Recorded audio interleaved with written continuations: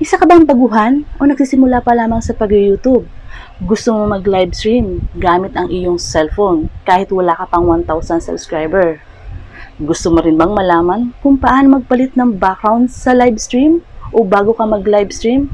Katulad nito. Kung oo ang sagot mo, keep on watching!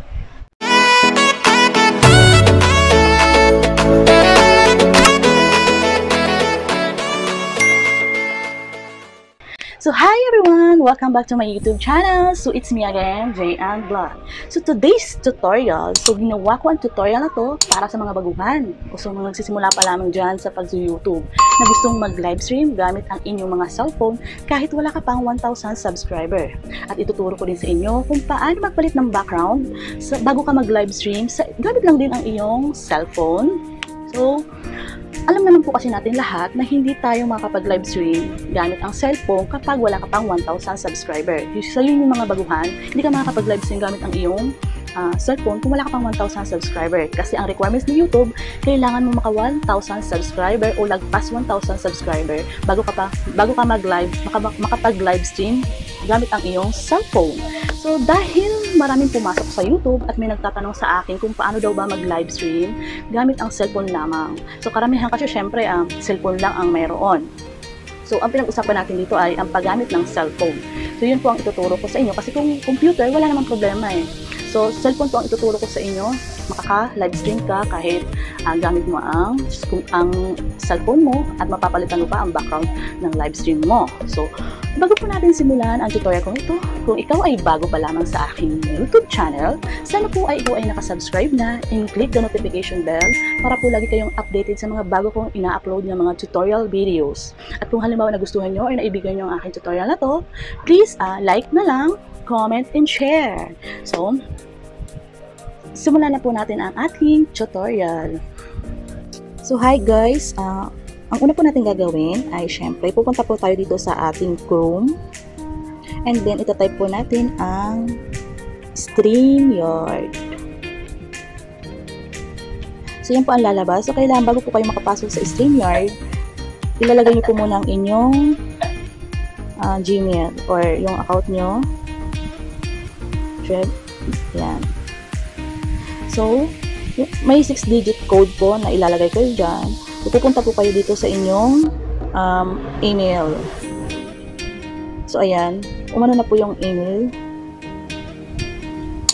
So, ayan. So, para walang copy-paste nyo na lang yan. Copy. And back kayo doon sa StreamYard. And then, log in. So, yan guys. So, bago po kayo mag-start, kailangan yung pindutin tong tatlong dots na nasa taas. So, yan. And kailangan yung i-stop site para makita nyo yung, para makapalit din kayo ng background sa iyong YouTube. So, katapos po yan, makikita nyo na po yan. So, kailangan nyo po mag-create broadcast. And then, makikita nyo yung plus sign na yan. And then, so, ipili na kayo kung saan nyo gagamitin kung halimbawa sa YouTube channel nyo or sa Facebook page nyo. So, depende sa inyo kung paano. So, dito tayo sa YouTube channel. So, then, pipili na kayo ng inyo. Siyempre, ilalagin nyo yung inyong account sa YouTube. So, ito po. So, pag nakalagin na kayo, kailangan nyo lang siyang allow. And then, check na siya. And then, dyan, mag-start ka na po. So, kailangan ilalagay nyo yung title. Ano ba ilalagay natin title? So, kunyari, testing. Tapos, magde-description kayo. So, kayo nang bahala kung maglalagay kayo ng description. So, and then, dahil tutorial naman to, so, ang gagawin natin is private lang po natin. So, tutorial natin. So, ayan po. Ito naman yung mga schedule for later. Yun yung kung kailan nyo gustong araw or oras nyo mag-broadcast. So, ngayon, okay na yan. So, kung may title na kayo, description. So, i-private natin kasi tutorial lang naman po. So, create broadcast po natin siya. So, yan po ang lalabas sa inyo, guys. So, dahil tayo, so kailangan natin i-landscape kung gusto nyong buong-buo yan makita yung yung walang black sa parehas na gilid. So, i-landscape po natin. So, ang gagandahan nito sa StreamYard guys, kahit wala pa kayong 1,000 subscriber, magagamit nyo to para tumaas ang inyong mga watch hours. So, ang gagawin nyo, so yan, ganyan po ang ng StreamYard. So, kitang-kita yung buong screen mo pag naka-landscape siya. So yan guys, ang makikita nyo sa StreamYard. So bago po natin ito simulan, kailangan nyo po munang maglagay ng, kung halimbawa balak nyo magpalit ng background sa inyong live stream, kailangan mo maglagay ng green screen or blue sa iyong likuran, na katulad nito po. Ito po ay tela na nabili ko sa Shopee. So mura lang naman yan, ang 1 yard yata is 25 pesos lang. So malaki po yan guys, talagang as in pang malakihan. So 5 yard yata yung binili ko noon sa Shopee. So, kung wala kayong tela, kung may pintura ang bahay nyo, kulay green, so yun, maganda rin siya. Kung wala talaga, pwede namang kartolina, bumili kayo ng kartolina at ipagtagpi-tagpi nyo lang sa inyong likuran. Pwede naman na yung basta kulay green or blue. So, iisa-isahin natin ang StreamYard, lalo na sa mga baguhan dyan, kung paano siya gamitin. So, kung nakikita nyo siya, ganyan siya pag naka-landscape. So, ngayon, kung gusto nyo nang palitan ng background, ang gagawin nyo, ito, pupunta po kayo dito sa camera nyo. And then, makikita nyo nga tong green screen. Pipindutin na natin siya. So, yan ang lalabas guys kapag naka-green screen. So, yan po ang free lang ng, yung tatlong yan na magkakasunod-sunod. Yan lang ang free. So, ito naman ay, yung iba na dyan ay, inano ko na siya. Dinagdag ko na lang dyan. So, paano ba idagdag yan? So, mayroon yan dyan. Nakikita nyo yung plus sign na yan. So, nakikita nyo yung plus sign na yan. So, pipindutin nyo lamang yan.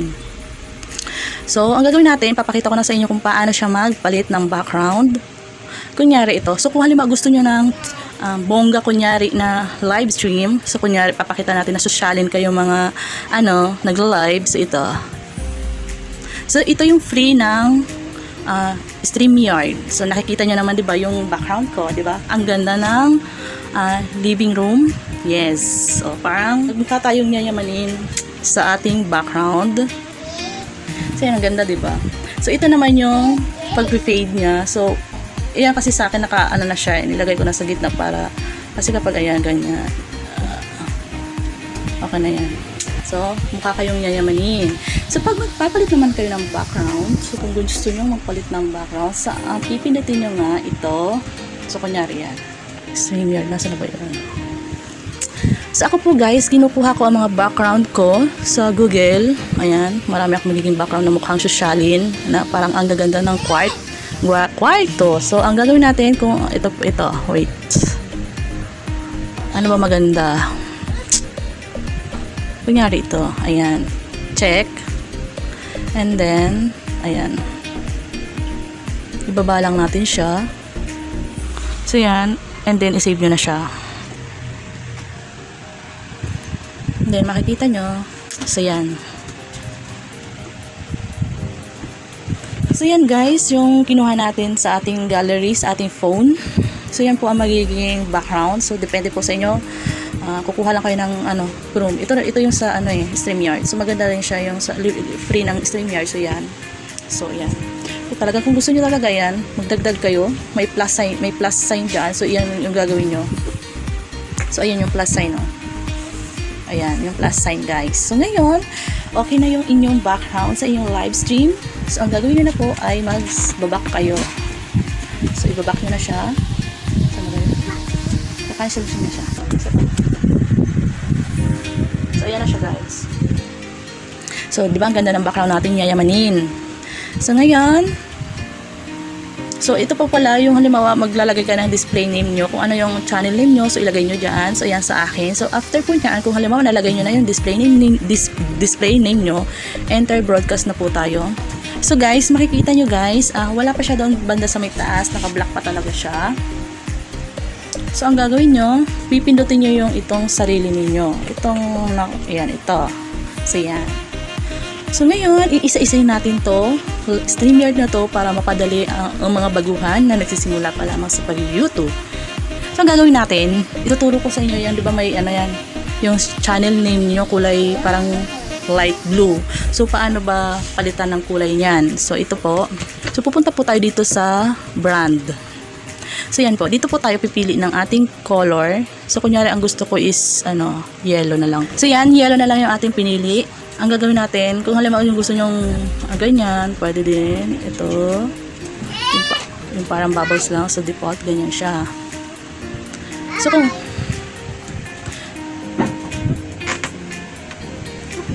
ito yung mga logo-logo, overlay, ganyan.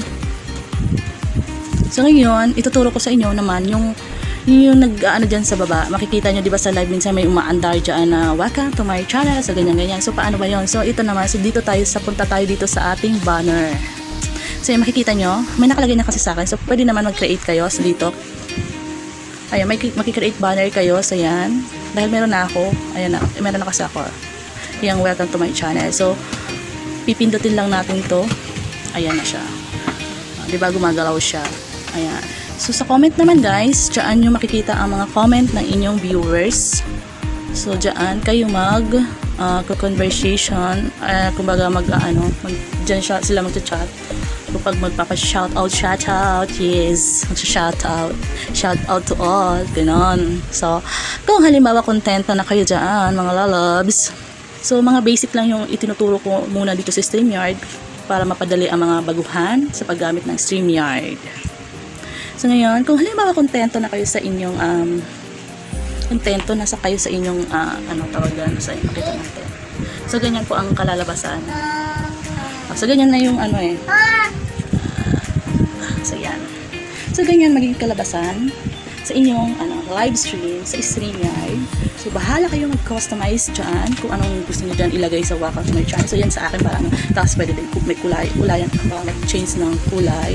And then syempre yung background. So wag nyo kakalimutan kung gusto niyo magpalit ng background na ganyan. So kailangan mag green background kayo or blue background. So yan guys. So after po nyan guys, ano natin. So yan. So pwede na kayo yan, pindutin nyo na yung go live na yan. And then, ready to go live? Go live. So, tapos, so yun na yan, you are live na, right? So live na tayo. Private lang. So yan, so yun, ganyan na makikita ng inyong mga viewers sa inyong mga live. So yan, dito sila mag-chat. So ganyan. So, diba? So, yan lamang po ang ating basic na tutorial sa StreamYard. So, i-end broadcast na natin. End broadcast. So, yan guys, kung paano gamitin si StreamYard. Sana po may natutunan po kayo or may dagdag kaalaman po, lalo-lalo na sa mga baguhan.